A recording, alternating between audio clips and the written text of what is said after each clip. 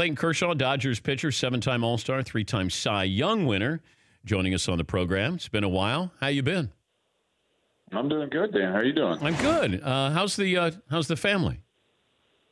Family's good. They're not in Philly with me right now. Not a great city for kiddos, so they're hanging back and just enjoying some baseball. How important is it for them to see Dad pitch and pitch at a high level?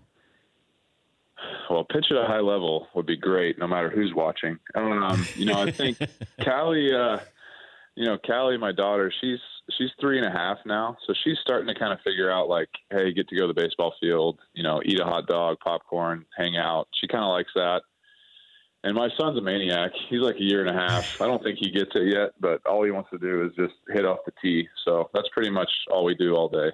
How important is it for you to pitch long enough that they do understand all of it? The reason why I bring it up is Tiger Woods just played in the British Open, and his kids are of the age now to understand, what Dad is, what he was. And, he said, I hope I made you proud where you watched me, perform in the U.S. Open or British Open. So I don't know if that's how important that is for you in your longevity.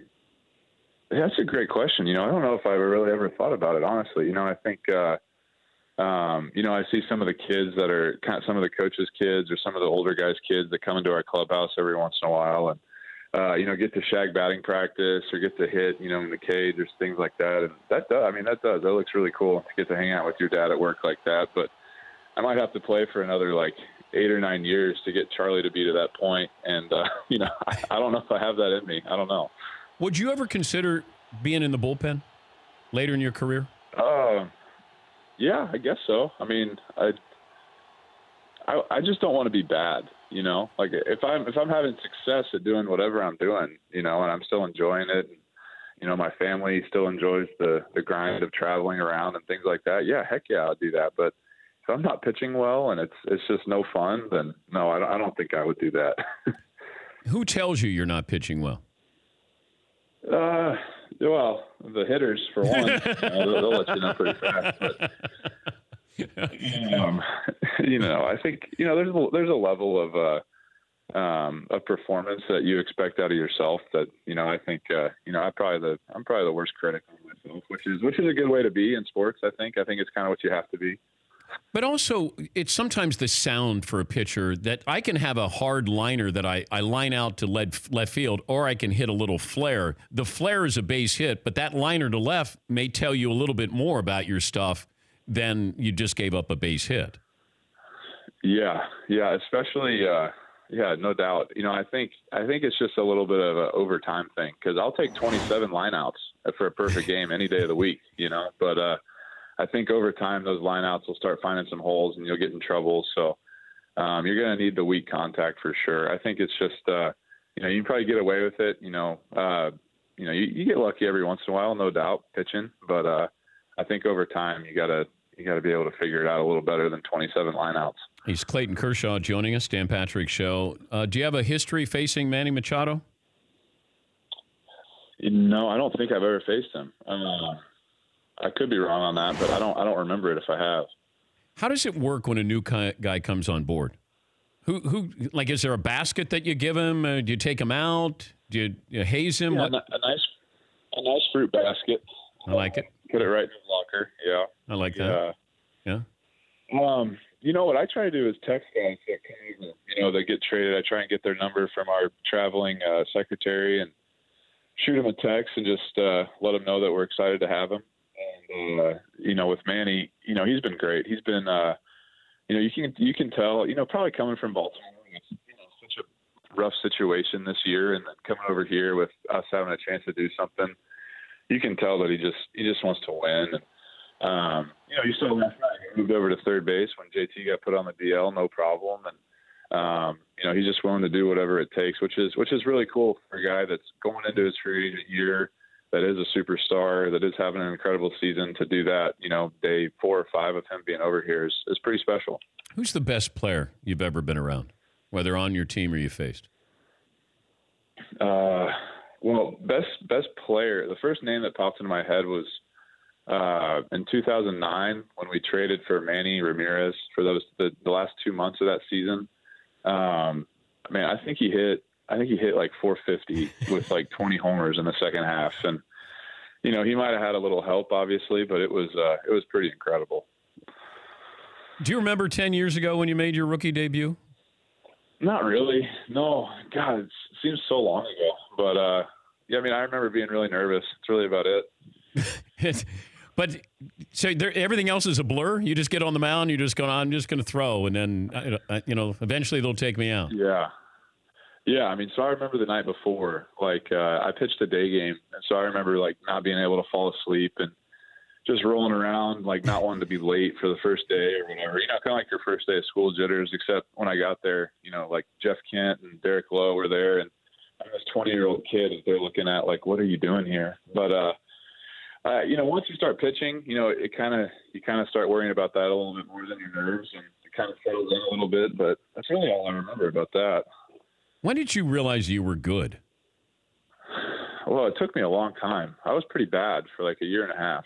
All the rest of that whole year in 2008, and then the first. This is a good story. Yeah, I was in 2009. I got called into the principal's office. Joe Torre was our manager. Called me in, and he was with Donnie, who was our hitting coach at the time, Mattingly, and was like, "Hey, you need another pitch because if you're not throwing your curveball for a strike, you basically have one pitch." And if you don't figure it out, we're going to have to send you down so you figure it out. And so that was kind of a wake-up call for me. That's when I started trying to figure out how to throw a slider. And, I'm glad they did it. It really helped. But, yeah, I wasn't good for quite a while. But when you walk out of that meeting, you call your wife? I wasn't married at the time. You know what? I got called in with one other pitcher, too. So I talked to him about it. And we both decided that we should probably get better. Did you ever try to develop a pitch and just say, I'm going to bail on this? Yeah, change up every day. I say I'm going to try a new grip. I'm going to try and figure out how to throw a change up. And why can't you? Can't figure it out. That's a great question. I ask everybody. Everybody that comes over, I've tried a split, a change up, anything like that. Any genre of a change up I've tried, and it just doesn't work. So, I don't know. I'm not giving up. I still throw at every bullpen. I don't know why. I just do it. And, maybe it'll click one day. I don't know. All right. If I said you could have anybody's fastball, whose fastball do you want? I think you got to split that up into reliever starter category. So can I do starter fastball? Yeah. Reliever fastball? All right. Okay. Well, I'm going to guess you're going to take Jordan Hicks' fastball. Yeah, but he's more of a sinker. I think I want it's pretty incredible how much that ball moves at 102. But I think starter fastball. Yeah. I've never faced Verlander. I've never seen him in the box, but I've seen Scherzer's fastball in the box, and that's a different animal. So I'll probably say Scherzer. Man, he pounds the strike zone. I love watching Scherzer. He's just I do too. He's a beast. He is. So, who's the reliever fastball that you're going to take? Reliever.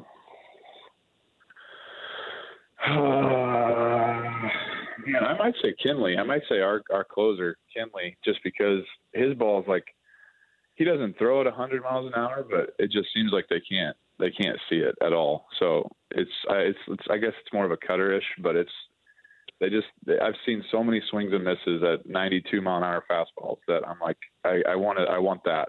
That'd be so nice to have. I want that. You think Jansen could start for the LA Rams? What do you think? Left guard? Man, is he a big dude? We saw him at the All-Star game, and he walked by, and you're going, man, he looks like a tight end. Yeah, he is huge. That's a big dude. He's athletic enough to do it. I think he could maybe be, maybe tight end. Yeah, I think he could do that. All right, give me who's breaking ball. It doesn't matter if it's starter reliever. Best breaking ball right now for building the perfect pitcher. The perfect pitcher. And you can't have your breaking ball, by the way. Oh, no. Best breaking ball. Maybe. Who am I forgetting? I know I'm forgetting something. Like Charlie Morton's curveball is incredible. Ooh. His has been really good. That's kind of off the beaten path a little bit. Corey Kluber, his slider, curveball, whatever he calls it, that's a pretty special one. Chris Sale's slider is incredible, but I think that's just a product of how he throws. I don't know if it's like the break necessarily that's so good. I just think that he's like a 3/4 arm slot and he's already thrown 100 from down there, and he's like 6'6", that his slider, it might not matter what kind of slider it is, it's just going to be good. It's like Randy Johnson a little bit. All right, here's the money question. Whose changeup would you love to have? Oh, my gosh. I'm so envious of changeups. So there's two different types of changeups, right? There's like the power changeup, the strikeout changeup, like when Greinke was going really good with us, like that was his pitch. But I can imagine that really you got your tablet out and your wife goes, "What are you watching?" "I'm just watching guys throw changeups, hon." Like, yeah, just so much envy. It's incredible. So I would say back in the day, Cole Hamels, when he in 2008, when he was like World Series MVP and he dominated us, that was probably the best changeup, like just pure like slower speed, not necessarily movement. That was like the best changeup I've seen. When's the last time you felt totally helpless at the plate? Pretty regularly. No, but you get good cuts in, but is there a time when you just go, I can't imagine if I was like a regular hitter and I had to face this? Yeah, I mean, I faced Scherzer earlier this year. If he threw me an off-speed pitch, I might have had a chance, but his fastball, I mean, I just didn't. I was going to hit it right into our dugout if I had a chance. That was about it. So if you're saying off-handed pitch, like if he went to his left hand, then you might have been able to put it in play, is what you're saying? No, like if he threw anything other than his fastball, I think I might have had a better chance. Yeah, I think, and you got one career home run, right? Did you get that ball back? I did. Yeah, it was. Cool. I hit it in Dodger Stadium, and it like went right into center field where no fans were. So it was awesome. Got it back. I like it. Who are you guys facing in the World Series? Oh, well, if we get there, which I'm hoping we do, obviously, the AL's already set, right? I mean, there are 5 teams. I mean, Oakland's kind of right there. So I guess they got 6 teams for 5 spots. The tricky part is the Red Sox seem like they're going to win the division, and as good as the Yankees are, they're going to have to win a wild card game, which is tough, and then go play the Red Sox possibly with Severino or whoever's going to start game 1 having already pitched.